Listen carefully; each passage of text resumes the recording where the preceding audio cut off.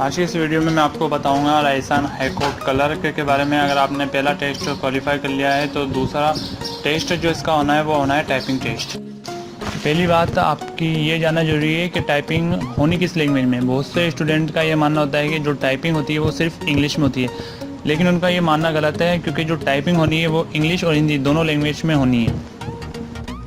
अब टाइपिंग के अंदर किस टाइप की टाइपिंग्स आएगी, इसमें दो टाइप की टाइपिंग्स आएगी। पहली टाइपिंग आएगी जिसमें आपकी स्पीड टेस्ट लिया जाएगा, यानी कि इसमें आपकी स्पीड टेस्ट की जाएगी। और जो दूसरे टाइपिंग आएगी यानी कि दूसरा जो पेपर होगा उसमें आपकी एफिशिएंसी टेस्ट की जाएगी।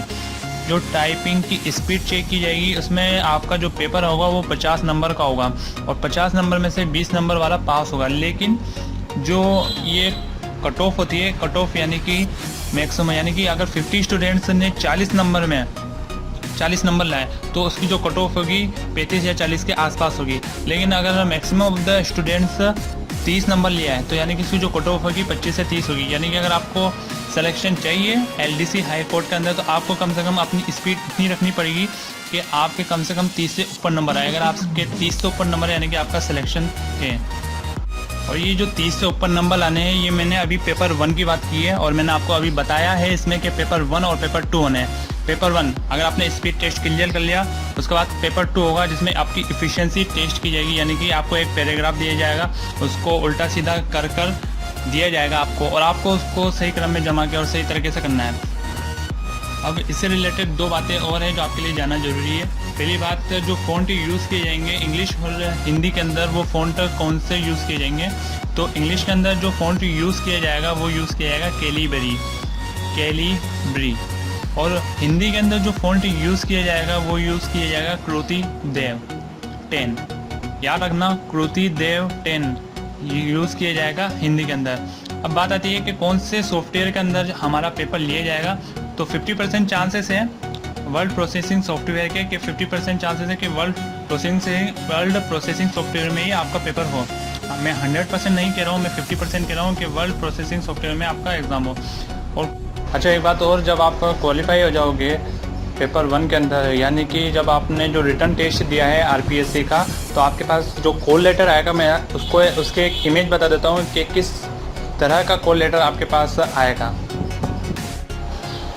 ये आप जो इमेज देख रहे हैं ये एक कॉल लेटर की इमेज है, यानी कि जब आप सेलेक्टेड हो जाओगे राउंड फर्स्ट में, यानी कि आपने जो पेपर दिया है ऑब्जेक्टिव आप उसमें सेलेक्टेड हो जाते हो, उसके बाद आपके पास ये कॉल लेटर आएगा, फिर उसके बाद आपको टाइपिंग टेस्ट के लिए जाना है।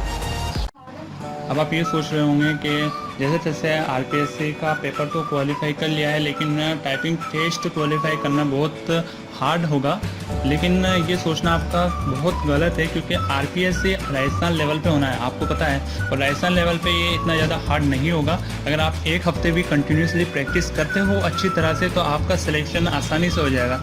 लेकिन अगर आप सोचो कि मैं एक दिन में पूरी प्रैक्टिस कर लूँ और एक दिन प्रैक्टिस करने के बाद मेरा सिलेक्शन हो जाए, तो ये सोचना और मानना दोनों गलत है। एक दिन में आप चाहे कितनी भी अच्छी तरह से प्रैक्टिस कर लो, एक दिन में आपका सिलेक्शन नहीं होने वाला है। आपको कम से कम एक हफ्ते तक आपको अच्छी तरह से प्रैक्टिस करनी पड़ेगी।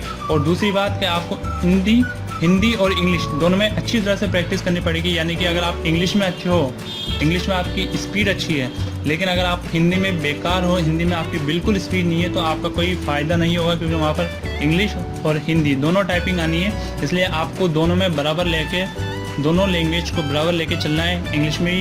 इंग्लिश भी आपकी अच्छी होनी चाहिए और हिंदी भी आपकी अच्छी होनी चाहिए। और कोई बड़ी बात नहीं है, राजस्थान लेवल पर होना है, आपका इजीली सिलेक्शन हो जाए। बस एक हफ्ते तक अच्छी तरह से प्रैक्टिस कर लो और बेस्ट ऑफ लक। अगर आपको ये वीडियो पसंद आया हो तो आपको इससे रिलेटेड और कुछ जानकारी चाहिए हो आरपीएससी से रिलेटेड, तो आप कमेंट बॉक्स में लिख के मुझको बता सकते हो, तो मैं उससे रिलेटेड और जानकारी आपको प्रोवाइड कराऊंगा। Thank you for watching my video.